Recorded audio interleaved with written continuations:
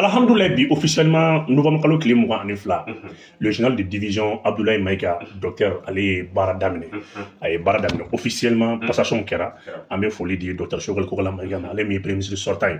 Abdoulaye Maïga, Sigi, Barabafolo Mumbi, ça c'est le consensus politique. O de Abdoulaye Maïga est mort et puis, mi n'a ye mama ou les bébés n'a ye mama ou les pi, à la barkala, am se ka fo bi, bébé na. Donc, ni ye jateminɛ kɛ nin kan i bɛna k'a fɔ Abdoulaye Maïga ka nin baaraba fɔlɔ ye ni ne ye ka politique mɔgɔ bɛɛ wele ka sigi ka kuma calendrier électoral kan politicien bɛ fɛn fɛn mɛn o ye élection ye dununkan balakan dunankɛ kulo bɛ kolonkalankan de la ni politicien jɛra fɛn o fɛn ma n'i ma élection date fɔ a ye i bɛ fo de la Teza Watani minɛla o Kidali libérela o centre wulila o an ni élection kɔni parce que élection de bɛ ni animation politique nafaba de bɛ élection na politicien bolo o de b'a permettre n'a bɛ parti min soutenir an ni wari t'a bolo i bɛ wari di parti ma parce que parti ninnu caman bɛ yen o tɛna taa élection na koyi o tɛ wari de minɛ candidat la non c'est élection na parti bɛ se ka taa élection na bi Mali kɔnɔ o parti tɛ yen a tɛ yen parti ba ninnu don non parti ba tɛ yen sa parti ba bɛɛ donnen don ka t'i da CNT kɔnɔ ka fɛnw de kɛ parti ba tɛ yen on peut dire que parti bâti mouvement parce que pour que cette élection il faut un an d'abord qu'il y a celui où préparer qu'à partir d'un congrès qui avait 6 ans ou ma congrès donc surtout des membres mais élection d'adi c'est pour mettre la pression sur la transition donc Abdoulaye Maïga mission folle c'est de trouver un consensus politique de considérer les politiques politiciens manaka tout n'a pas parti créer il veut comment ça et c'est normal donc au bara folle on a que Abdoulaye Maïga bara baflana au bara kerabi AEC yɛrɛ ministre sabaw ye ɲɔgɔn ye bi expert minnu tun bɛ yen fɛn min ye passeport ko ye ale ni carte d'identité document de voyage min tun b'a ni ɲɔgɔn cɛ AEC yɛrɛ kɔnɔna la o baara banna bi u nana yira ministre la passeport AEC baara banna bi experts y'a ban bi u bɛna yira ministre b'a yira président saba in na u b'a valider ni nin bɔra libre circulation o baara taara basabula u y'a ta CNT kɔnɔ a tɛ fɔ bilen ko nin ye Burkina bɛ yen nin ye malien AEC espace a tɛ fɔ bilen ko nin ye nigérien a bɛ fɔ de ko nin ye AEC den o de appellation tɔgɔ taara k'o o loi votera CNT kɔnɔna la o kɔrɔ ni Burkina bɛ yen a bɛ fɔ de ko nin ye AEC den ni malien bɛ Niger a bɛ fɔ de ko nin ye AEC den donc i tɛ courant sara i tɛ ji sara o y'o yɔrɔ ye n'o fana bɔra yen tugun ni maa min bɛ concours kɛla n'i ye malien i bɛ se k'i présenter fonction publique concours la Niger n'a y'i jaabi to Niger i b'i présenter Burkina concours la ni projet b'i bolo ni fɛn b'i bolo Burkina mana offre mun lancer o tuma na Burkina bɛ yen i bɛ se ka participer o la Moussa o t'a bannen fɛnɛ dɛ an bɛ se ka ɲɔgɔn ka cadre ta ka na an ka ɲɔgɔn ka domaine dɔ gérer ressources humaines baara bɛna tɛmɛ ani ɲɔgɔn cɛ misali ye min ye n'a y'a sɔrɔ ko sanu bɛ bɔ an ka yɔrɔ la n'o compétence bɛ AEC dugu mɔgɔ dɔ la o bɛ se ka ta k'a kɛ entreprise ɲɛmɔgɔ ye même si l'entreprise est du droit malien n'a y'a sɔrɔ ɲɔgɔn compétence fɛnɛ bɛ mɔgɔ min na Niger Burkina bɛ dɔ bɛ se ka ta k'a kɛ o société fɛnɛ ɲɛmɔgɔba ye AEC tɔgɔ la AEC kɛmɛ ka nafolo kamarudin de bila ɲɔgɔn na wari ba de bɛna fara ɲɔgɔn kan u b'a fɔ de ma ko fonds d'investissement o ti dɔwɛrɛ foyi ye ni AEC ka den kelen bɛɛ le meilleur projet de la jeunesse de l'AES u bɛna jɛ k'o financer ɲɔgɔn fɛ ne ni kalo in ne ni san in yɛlɛmara san min bɛ da o kan 2025 banque d'investissement banque de fɛn latigɛ yɛrɛ banque de dépôt et de consignation o ye mun ye AEC dugu fɛn o fɛn bɛ yen i bɛ zinc bɔ i bɛ sanu bɔ i bɛ lithium bɔ i b'i ta jɛ minɛ tigɛ la i t'a wari minɛ tugun c'est pas parce que ko sanu bɛ bɔ e fɛ yen i b'a fɔ fɔlɔ u tun b'a bɔ k'a wari de d'i ma n'o tɛ kɛ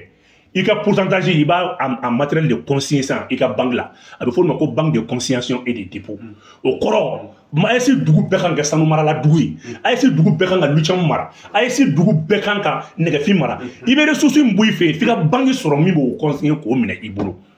o de kɛra bɛnkanbaw ye n'an ye nin kɛ an bɛ nafolo min bɔ a bɛ kɛ sababu ye barika bɛ don an ka wari la o t'a bannen tun n'i bɛ bɔ Burkina bolo fɛn min nɔfɛ i bɛ postuler AEC bɛɛ de bɛ se k'i hakilina di a kan n'a y'a sɔrɔ sisan tubabu dɔ bɛ fɛ ka bɔ Burkina fɛn dɔ nɔfɛ a bɛ postuler ni AEC de b'a lajɛ k'a fɔ nin y'an partenaire n'an taabolo bɛ taa o bɛ cogo min na Mali bɛ ten donc an ka fɛn bɛɛ de bɛna intégration économique réelle n'an bɔra o kɔnɔna la téléphone ci sira fɛ n'i ye weleli kɛ Burkina n'o ye dɔrɔmɛ 10 ye n'i ye Mali wele dɔrɔmɛ 10 don a kelen n'a fɔ Burkina kɔnɔ n'a sɔrɔ i bɛ weleli kɛ ni dɔrɔmɛ 10 don n'i ye Burkina ye Mali wele dɔrɔmɛ 10 don ni Mali ye Niger wele dɔrɔmɛ 10 don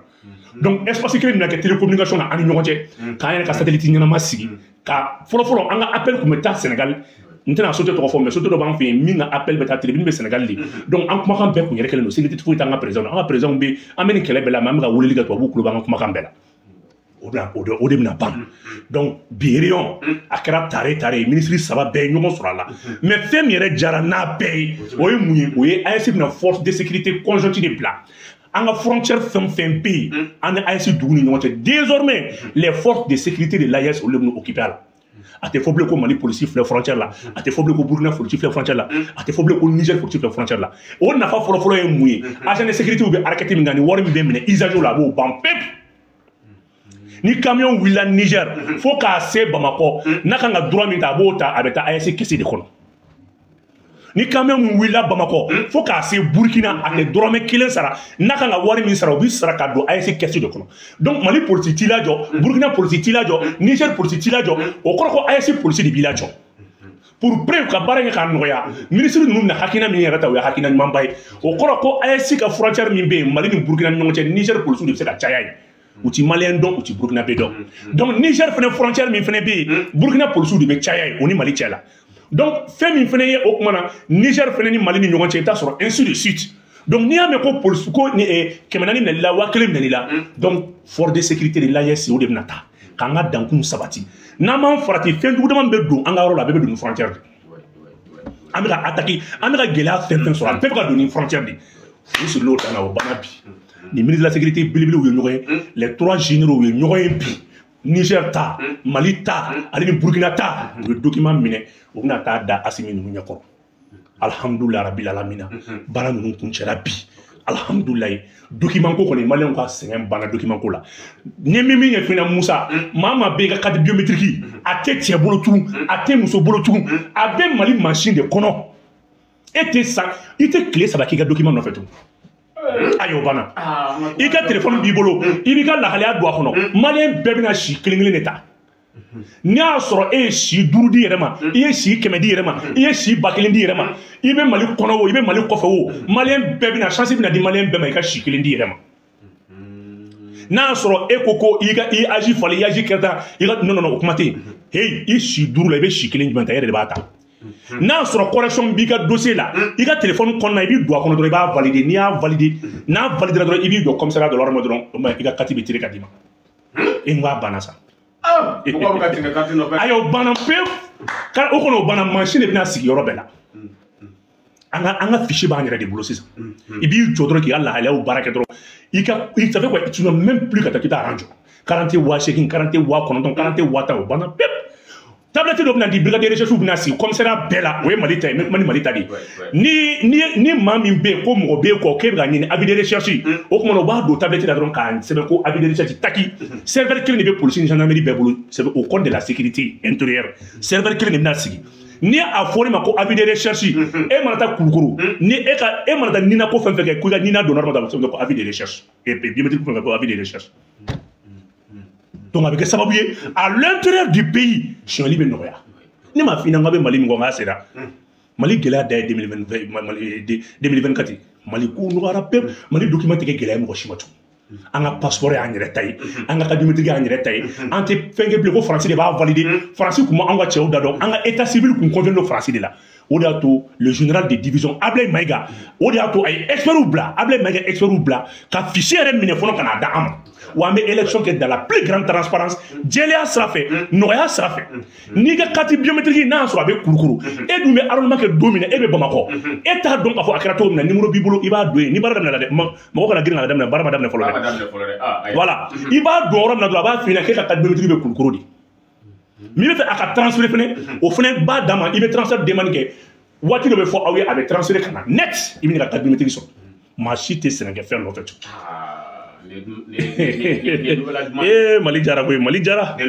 non Mali jara ouais an y'a ye k'a fɔ gouvernement kura kɔni ale sigira mais gouvernement kɔrɔ soutien dɔw bɛ yen nɔ olu b'a la k'a jira k'a fɔ k'u tɛna na ni gouvernement in soutenir yalama conseil jumɛn b'i bolo ka ɲɛsin u ma barisa bi jamana de kɔnɔna na an tɛ mɔgɔ ko la bon ne bɛ min fɔ jeunesse ɲɛna an yɛrɛ bɛ retard la dɔɔni an filanw de bɛ fanga la an filanw de bɛ fanga la Burkina an filanw de bɛ fanga la Sénégal an filanw de bɛ fanga la Tchad an filanw de bɛ fanga la Mali la an filanw i b'a dɔn ko n bɛ kuma kelen f'i ɲɛna n'an m'an farati an bɛ sa k'an to mɔgɔ ko kɛlɛ ni tɛgɛrɛ fɔ la bilahi n'an m'an farati ni mɔgɔ ko kɛlɛ tɛ mun na gouvernement falenna e b'a fɔ k'e tɛ nin gouvernement soutenir k'i bɛ AES de soutenir e Mali tɛ AES la Mali bɛ AES la Mali soutenir ma diyagoya de fini i man kun nte kuma Mali dossier kan bilen mais kuma Burkina de kan ni Burkina taranye Mali taranye ni nte kuma Mali dossier kan bilen Niger de baranye mange wala Niger de ka Mali to hey mais kuma kelen fina naw sababe jela ni kelen ngara fori to fla be segi Mali tɛ se ka kɛ foyi ye ni Burkina tɛ Burkina tɛ kɛ foyi ye ni Niger tɛ donc n'a bɛ maa min kunna ko Mali bɛ retard la i b'a bila kunna ko Nigeria de o ko Burkina bɛ retard la parce que Burkina wari de bɛna sara Mali la Mali wari de bɛna sara Burkina Mali wari bɛna sara Niger kodɔnbaliya kan don Mali yɛrɛ bɛ nin ka na san n'an ye nin ka na san n'an ye kodɔnbaliya kan don donc fɛn bɛɛ ye projet de minnu b'u kanto n tɛ Mali transition kuma la bilen parce que n ka premier ministre bɔra yen i bɛ fu de la n'i ye Burkina tanu i ye Mali tanu n'i ye Niger tanu i ye Mali tanu fini man kun fini man kun donc min kuma kelen fina ala ye bolo biri kile ala ye sɔnna den ka masakɛ ma a t'o faga bamanan kɔnɔ Mali y'i fa jamana di Mali tɔgɔ tiɲɛna o i ka lebu de don Mali tɔgɔ jara o i ka lebu de don fo ka diɲɛ wuli maliyɛn tɔgɔ tɛna se ka bɔ i kan donc mɔgɔ ko kelen an ka bɔ a kɔnɔ depuis an fitinin an bɛ Choguel photo gilan an ka soni kɔnɔna la a bɛ yen depuis an fitinin an bɛ Choguel photo b'an ka soni kɔnɔ ka tila ka kɔrɔbaya ka na politique kɛ n'a ye ne ko bi an t'a k'an yɛrɛ ye mun na Abdoulaye Mayiga filɛ nin ye bi an dɔ de don an filan de don n'a ye min kɛ n'a ma ɲɛ an b'a fɔ donc bi an ka na fɔ ka chance di jeunesse ma cɛ don dɔ sera an ka jeunesse tester k'a lajɛ sa bi an ka lajɛ an ka Abdoulaye Mayiga dɛmɛ n'a ma ɲɛ an b'a dɛmɛ ka tiɲɛ fɛnɛ fɔ a ye o de kan ka an ka baara ye anw bɛ n'i y'a mɛn k'i bɛ Choguel dɔn Assimi nana ni Choguel de koyi sɔni i kun bɛ Choguel min dɔn furukunu i y'o Choguel ka fanga gɛn parce que ni Ibeka gɛn i ye Choguel gɛn ni Amadou Tumani Ture gɛn i ye Choguel gɛn ni ye o kuma na Amadou Aya Sanogo gɛn i ye Choguel gɛn Choguel kɛra olu bɛɛ ka ministre ye donc k'a fɔ bi bɛɛ ka tɛgɛrɛ fɔ Choguel kun c'est grâce à son excellence le général d'armée Assimi Goïta Assimi de y'a kɛ bi ni mɔgɔw bɛ tɛgɛrɛ fɔ politicien kun donc n b'a fɔ ni fanga ye bɛɛ k'a mɛn n'o tɛ fɔlɔ an bɛ politicien bɛɛ tigɛ mɔgɔ kun tigɛra a bɛɛ la mais n'i y'a ye bi mɔgɔw b'a fɔ bi ko chance dira Choguel ma barisabula cɛba dɔ de jɔ kɔfɛ Assimi de carte verte d'a ma carte blanche d'a ma a ka taa ONU na min bɛ bɛn a ma k'a fɔ sinon n'a kun y'a fɔ Ibeka tile la a kun tɛ segin ka kun bɛ da ye ni Choguel kun ye kuma in fɔ a bɛ ka discours mun kalan bi ka kuma ni waso ni kun tɛ ka Faransi gɛn ka Amérique gɛn barika den nin kan na ni Choguel kun y'a bɔ a da Ibeka tile la a kun bɛ taa dugu wɛrɛ la a kun bɛ taa dugu wɛrɛ la mais n'i y'a mɛn ko Choguel ka farin Assimi de ka farin donc i ye Assimi tanu o i ye Choguel tanu o i ka bila kunna n'i y'a ye i bɛ Choguel ka mɔgɔbaya dɔn bi Assimi de chance d'a donc hali bi an ka bɔ mɔgɔ ko kɛlɛ kɔnɔ cɛ an filanw de b'a kɛ président ye anw bɛ hali bi vidéomaniya ni tɛgɛrɛ fɔ la an filanw kɔ an bɛ taa min Diomaye Faye lajɛ ne mana Diomaye Faye dɔrɔn n bɛ dimi n yɛrɛ kɔrɔ maintenant ne de kun kan ka kɛ nin ye o mais mɔgɔ soutenir ba i delila k'a mɛn don jumɛn ko Assimi filɛ ka tɛgɛrɛ fɔ politicien dɔ kun i delila k'a mɛn don jumɛn ko Diomaye Faye sigilen filɛ nin ko vive Macky Sall k'aw ka taa wari minɛ Macky Sall la wari minɛla ba n'i m'a dɛmɛ tɛgɛ foyi ye jamana kɔnɔ koyi fanga fɛn fɛn mana sigi ta wari minɛ o la i tɛgɛ foyi ye ni tɛgɛrɛ fɔla tɛ fo mɔgɔ ka ban sɔnyani ma quoi Mali jeunesse bannen n'o de ma quoi kuma bɛɛ ni min ka n'a ka di i bɛ t'o ta minɛ fo k'i sɛ tɛgɛ fɛn ye sɔn i ka muɲu ka sabali maa si se k'i jɔ k'i bila ka Diomaye Faye ye k'a filɛ nin ko Macky Sall ka jeunesse président la a ma sɔn o ma o n'a kun ye Diomaye Faye ja kun bɛ fɛn bɛɛ minɛ Macky Sall la n'a kun ye Assimi ninnu ja u kun bɛ se ka fɛn bɛɛ sɔrɔ Karim na u kun bɛ se ka Karim i kun ko Karim ka sɔrɔsiw filɛ Karim ka policiw filɛ nin mais u y'u yɛrɛ Assimi bi u filɛ nafa kɔnɔ de ninnu ma wusa n'an ye fanga la koyi Assimi kalannen tɛ n'anw ye u tɛ kodɔn ka tɛmɛ kan mais u jɛr'u nin de kɔ k'u jɔ u jɔyɔrɔ la militairement politiquement fana kan k'an jɔ an jɔyɔrɔ la et ils ont fait un coup d'état militaire an fana kan ka coup d'état politique de kɛ ninnu sera ka sɔrɔsi bɛɛ fara ɲɔgɔn kan sɔrɔsi fitinin ni kumaba k'u bɛɛ fara ɲɔgɔn k'u bila u ɲɛma anw fana kan ka politicien kɔrɔba ninnu bɔ yen k'an jɔ ɲɛma cɛ n'an bɛ sa an bɛ sa k'u bɛɛ bila retraite la ne ni ala cɛ san kan ka sɔrɔ bin cɛ Assimi ye min kɛ jamana kɔnɔ an fana kan k'o ɲɔgɔnna de kɛ n'an jɔra taɲini kɔ an bɛ se k'a kɛ n'an jɛra taɲini kɔ mais a kan ka mɛn tɛgɛrɛ fɔ ni mɔgɔ ko kɛlɛ la Nugu ni Choguel n'i ma se ka min kɛ Choguel ye o kɛ Abdoulaye ye a kɛra Mali de a kɛra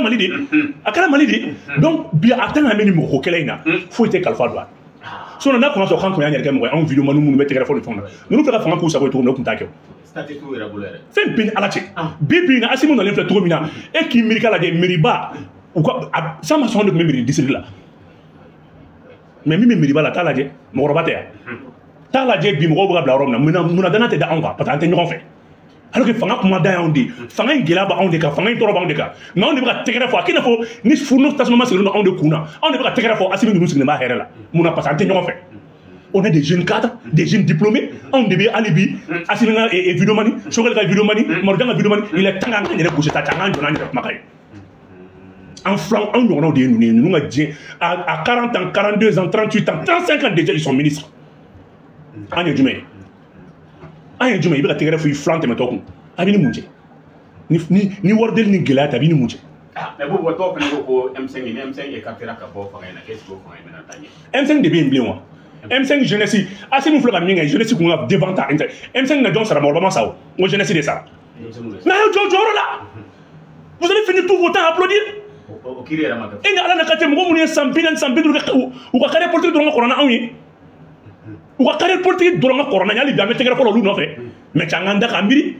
moi, il y a un chica corba, mais chica miri. Il y a une mouneke. Il y a mouneke, ou à un mot de Fangata Canton, il y a Namado Tographa, for Kanjo and Jorola, en ban chica telephone. Dotara, Netalabli, ou Bibomalela. Ah, et choquer les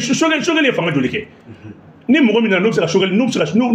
yɔrɔ min na sogɛli tugura tugu kɔ mais sogɛli m'olu janfa o sogɛli a tɛ ka gouvernement na san 6 a y'o ka tɛ ka gouvernement na coup d'état kɛra ATT la IBK ye ATT trahir yan devant la haute cour de justice ka fɔ ATT a trahi pour la haute trahison mais pour la ATT c'est la trahir et c'est et b'a yafa ma Alpha Mor Konare sogɛli 6 ans ka Alpha Mor Konare ka gouvernement na o Alpha bɔra yen Choguel nana kana atete ka gouvernement na ka bola kana do IBK ka gouvernement na mais ngo IBK ye ATT tradi haute cour de justice là mais Choguel tradi là nga betra ka da ATT de ko alors que c'est une équipe gouvernementale qui a échoué IBK gena mais Choguel 3 ans ka IBK ka gouvernement na mais ma ka tere fa Choguel ko transition kona ni ko na protéger est-ce qu'un président de parti politique doit être le premier ministre d'une transition mais bien ce soir mon parti de créer pour la promotion de la démocratie. Le parti, un président de parti politique ne peut en aucun cas être dans un organe politique d'une transition. Attends, il y a ce soir. Djongona Make, Amadou Ayaka et Yafmaba la transition et était président. A faudra non, t'es qu'il faut à Djengouli. Parce que c'est un coup d'état, c'est puni par là, c'est puni par la constitution. Un président de parti politique qui vient être le premier ministre d'un régime militaire. Ah non, depuis où tu n'as pas de respect pour la démocratie. Mais je ne me pas l'alibi. Mais alors quand on pose de couillon, on a demandé de galader. Assis moi président Kalangao, on a eu de galader. Able mega min freni, ama premier ministre Kalangao, avec marfa de do. Mais n'y a nous me bokk na poste civil mina onye parce que nous on fait. Nous on a gauchi, tegere fort, atanga me wor miseni mina la mola, anteke fouyi. Bumba jawrante ko jeyara fangay surasu tarwa M5 taru mame Flanou n'était fangay Flanou est M5 ani surasu mais M5 Sara ni me balolé avec to bolo Flanou kele Sara ou flaga fanga de dou et Flanou kele Sara o mana Flanou était ben fangay muna donc c'est un pouvoir 100% pour les militaires au te bogo ngochi là ni bi kolo ni ti kolo ye fene be jamana bla be ayo kana siga billahi révélation c'est la pure vérité mais aba bla ko na abisa mun fo ye texte là na so asimi ko be ga mina ka bla billahi sama so am ga minga da ko mesaka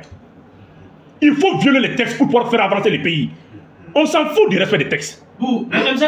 s'en fout du respect des textes mais le comment les final mais la tienne les final ni asimi pourquoi on a violé la constitution pour que la jamana bla ne bole kambi maintenant on doit la démocratie on s'en bisora.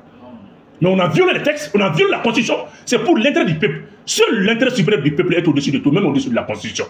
Sont clairs? Donc, une fois, ça ne tient pas. Anti-démocratie, on a mis transition de kono. Anti-sur fanga de kono. Ou au fanga de a un contrat résilié avec la France. Si on a un protocole la France, il y a un protocole là. Ils ont violé les textes. Ils ont violé les textes. Mais pourquoi? Pour l'intérêt du peuple malien. Wali sini ame texte violé nanga mo mi mina nanga min datu ami datu kana abin alati mais vous M5 Satou est-ce qu'on m'a dépend M5 électrique peu importe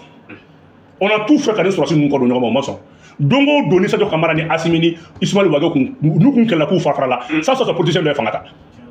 mais seule l'union fait la force ou kera kilini ka franyo na politicien de franyo ni politicien fora nyonga monote fora nyonga pourquoi fora nyonga ga ibiga mafuma a fora nyonga mu fora nyonga politicien de fora nyonga ka tieni ga moto fora nyonga jamana jo parce que débrouiller ka usani doyi nous ti ben fola fo ka dien wuli donc aujourd'hui c'est un pouvoir 100% militaire président militaire, premier ministre militaire, ministre de la défense militaire, CNT militaire, ou à jeunesse, nous, environnement militaire, on est tous militaires, n'a pas formé. On est tous militaires. Ni militaire, tu as le comportement militaire, tu as l'esprit militaire. On a un thème comme ça. On a un fanga ni b'a la on s'assume seul on s'assume au bɛɛ kuma wɛrɛ de bibi na CEDEAO fa tɛ CEDEAO la CEDEAO b'i jɔ ko président tigɛ ko i y'a faamuya bɛɛ la ko sɔrɔsi tɛ kɛ président nous on est 1000 fois plus malin que la CEDEAO on est 1000 fois plus malin que la France ni se t'i b'i muɲu an y'a muɲu France talen kɔfɛ an ye fanga ta CEDEAO y'a ka manamanakan kuma an ye fanga seba ɲɛmɔgɔ tɛmɛ an ye CEDEAO gɛn ka bɔ yen an ye fanga ta Choguel yɛrɛ nana o de kɔnɔna la sinon Choguel ne pouvait être premier ministre il a fallu qu'on viole les textes pour qu'ale ka na t'as parti politique ka charte k'a lajɛ kɛ mɔgɔ ma bɛ yen k'a fɔ k'i bɛ putsch soutenir i ka parti bɛ ci de k'a minɛ i la ça c'est selon maintenant les chefs des partis politiques tu dois faire obligatoirement la promotion de la démocratie jamana bɛ fɛn bɛɛ sanfɛ donc bi ko premier ministre tɛ kɛ sɔrɔsi ye o yɛrɛ n'a sɔrɔ i bɛ CEDEAO de la an tɛ CEDEAO la an mago bɛ mɔgɔ de la min ye hɔrɔn ye an tɛ kalan ko ni kalanbaliya ko la on veut des gens engagés bi Abdoulaye Maïga peut réunir tous les Maliens il sait qu'il banni sauf ni mɔgɔw tigɛra la kɔfɛ mais bi mɔgɔw dalen don a la il est investi de la confiance de tout le monde en 4 mois à la primature déjà a ye mɔgɔw fara ɲɔgɔn kan c'est vrai an ye politicien dɔw ka kuma ye ni voilà an ye caman ka communiqué yɛrɛ mais tout le monde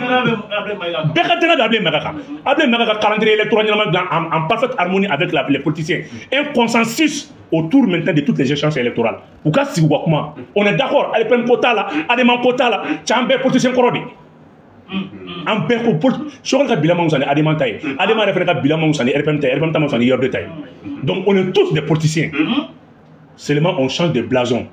an bɛ guloki de falen selon le moment donc an jɛra n'a ye sɔrɔsiw kan an mara ka taa n'an ye ka mana ni Mali kura san joli an échouera n'i y'a ye bi an bɛ taa tɛgɛrɛ fɔ sɔrɔsiw kun a tiɲɛna an bolo de personne n'a refusé la démocratie au Mali ici mais démocratie mun na se Mali ma foyi ni mɔgɔ min bɛ taa fɔ ko ne bɔnbali kumakan n'o y'a jɛ charte jumɛn papier foyi tɛ Mali la min bɛ Mali la transition de don charte o constitution o an tɛ foyi dɔn an bɛ min dɔn dɔrɔn kuma min fɔra an ka taa n'a ye Mohamed Jawara an y'a k'a fɔ gouvernement kɔni ale renouvelé la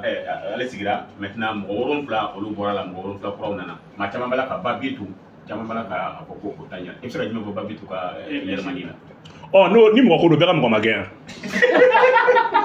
Babinu ma gɛn o tɛ ne ka mɔgɔya bɛɛ ka mɔgɔ dɔ ma gɛn mɔgɔ bɛ sabali de o m'a fɔ hali sini bɛ Binu kɔnɔ wa an bɛ min ɲɛfɔ ministre kura min nana k'a tɔgɔ ye di ko Boubacar Diané mais conseil kelen de di ministre de l'énergie kura ma courant bɛ yen dɛ courant bɛ Mali la wa courant bɛ a tɛ di de maa min bɛ courant ko ɲɛma fo ka taa ka bɔ yen u ye Binu gɛn Binu taara wa n'a a natɔgɔ min fana filɛ nin ye ni ministre kura in bɛ fɛ courant ka na Mali la a partir yɔrɔ sɔrɔ courant ma tigɛ o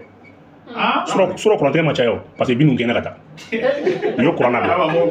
mɔgɔ ko de don courant de min i bɛ ma fɔra ko 3 millions de litres mun donna o ma fu da o bɛ gouvernement b'a yɛrɛ sɔsɔ courant tɛ n'a de min bɛ yen a bɛ taa di donc bi bi in na ministre kura n'a bɛ fɛ u k'a fana kɛ dibi ministre ye a ka fara contrôle ma a k'u to yen n'u ye partenaire mun choisi k'a fɔ k'u bɛ kɛ opérateur ye ko u bɛ carburant marché d'o ma k'i ni da don a la ka taa sɛgɛsɛgɛli kɛ ko nin ye nin ye nin ka misɛn a k'o dabila n'a bɛ se ka t'i sigi ka énergie mɔgɔw wele ka kuma bɔ n nana mago bɛ courant de la mais n tɛ foyi k'aw la min ka d'aw ye a y'a kɛ n'a ko k'a bɛ ko in sɛnsɛn k'a tiɲɛ n'a nkalon don a fana bɛ taa. mais est-ce que jamana bɛ se ka continuer bon ni jamana sera taa les Maliens sont impatients du courant Maliens bɛ ka courant kɔnɔ bi Babinu ka bɛ courant ko jɛ Babinu ka problème bɛ fɛn fɛn la ko saba Babinu ka problème fɔlɔ bɔra mun na transfert tun bɛ kɛ wari dɔ la ka taa Dubaï. Une centrale billahi de pas la kanda Mali kɔnɔ ma deli k'a ye le statut juridique de la société n'est pas connu Babinu taara ni na o de ka ko fo k'o bɔ yɔrɔ u k'a ma ko Babinu ko nin to yen ko nin ye kɔmɔ ye tuma dɔ la ko wari min ta di Ala ma sanfɛ don na k'a bɛ jigin taa fɛn foyi ma sɔrɔ ko la filanan ye mun ye Babinu nana ko énergie cadre minnu bɛ projet 3 4 na ko k'olu bɔ yen maa kelen projet 4 a bɛ salaire 3 4 ta de pas la ka Mali a y'a kɛ Ala kama Mali jeunesse yɛrɛ hali CNJ kun mana wuli k'i jɔ nin na mɔgɔ bɛ baara sɔrɔ cogo di mɔgɔ kelen projet 3 4 Babinu ko k'o de ban sabanan ye mun ye Babinu nani sen don opérateur minnu bɛ wele ka na ka marché d'u ma ka taa ni kana ni carburant ni fɛn Babinu ko k'ale mɔgɔ bɛ opérateur la ko mun na ni fɛn de dana bɛ mɔgɔ ma foyi fɔ a ye u ko i mana ni carburant fɛn fɛn a bɛɛ bɛ kɛ a kɔni tɛ courant di f'i ka taa babinu ka baara bɛɛ gɛlɛyara babinu bolo babinu t'a la wa courant min nana a ka taa a n'u ka sigi a k'a f'u ye n nana mana contrôle la a ka d'a cogo min a y'a kɛ ten mais a y'a kɛ ala kama ka courant ni maliyɛnw ma ni courant ko ma ban sini k'a fɔ ma tout courant gɛlɛya kun ye babinu de babinu taara donc n bɛ nin situation bɛɛ ko tɛgɛ ci a k'a fɔ babinu kun ko ka fɛn fɛn jɛya n yafara bɛɛ ma compteur minnu bɛ waliso kɔnɔ ni compteur minnu b'a bolo n'a kelen bɛ k'a di location na ka taa bila hôtel ni i y'a faamuya ba la restaurant na n'a b'a di location na a y'a to yen location na ye k'a fɔ k'i bɛ taa cadre ka compteur tigɛ k'a fɔ ko ouais ko u bɛ 10% ou 7% min sara k'i bɛna n'o contrôle ko k'o tigɛ ministre kura k'i da b'o la a ka t'o la sigi dɔrɔn n nana o deli ala kama maliyɛnw mɔgɔ bɛ courant na mais wariko ni fɛn ko n da foyi t'a la min ka d'aw ye a y'a kɛ ni courant ma na i ka fama tɛ o de ye babinu da issue babinu ko k'a bɛ ko in sen k'a yɛrɛ kɛ sɔrɔ babinu ye baara min kɛ mɔgɔ ma kɛ i ɲɛ bɛ nin centre solaire ninnu nin bɛɛ babinu ka projet haute tension minnu bɛ ka sama ka bɔ Kayi ka taa Kayi a tɛ nin bɛɛ babinu ta de babinu k'a bɛ wariw ta yɔrɔ de lajɛ ko a ko baasi tɛ babinu bɛ taa waati min na hali babinu ka directeur dɔ tun tɛ kuma ɲɔgɔn fɛ mali jɛya kɛlɛ i b'o dɔn mɔgɔ tɛ fɛn f'i ye o ah non mɔgɔ tɛ foyi f'i ɲɛna maliyɛn mais a b'i kunna mali kɔnɔ c'est les agents qui sont forts ministre tɛ foyi ye mali la président tɛ foyi ye ni agent ko k'u bɛ bɛnbɛn bɛɛ siri kama fo k'i sɛgɛn ɲɛ sɔrɔ i ka baara la n'i y'a mɛn ko ministre ɲuman administration de b'a dilan ka d'i ma n'i y'a mɛn ko directeur ɲuman mɔgɔ de b'a dilan ka d'i ma n'i y'a mɛn ko président ɲuman mɔgɔ de b'a dilan ka d'i ma n'u ye janfa don i ma don o don i b'i ta yɔrɔ ɲini bon an bɛ se k'a fɔ babinu mɔgɔkɔrɔba dɔ de nka denmisɛnninya y'a sɔrɔ nin a ka nin to yen courant min nana a kana mɔgɔ bali foyi la k'u to yen u yɛrɛ k'u ka gestion k'a dan ma n'u ko ko a finen don n'u ko u mago bɛ ji de la ka kɛ centrale la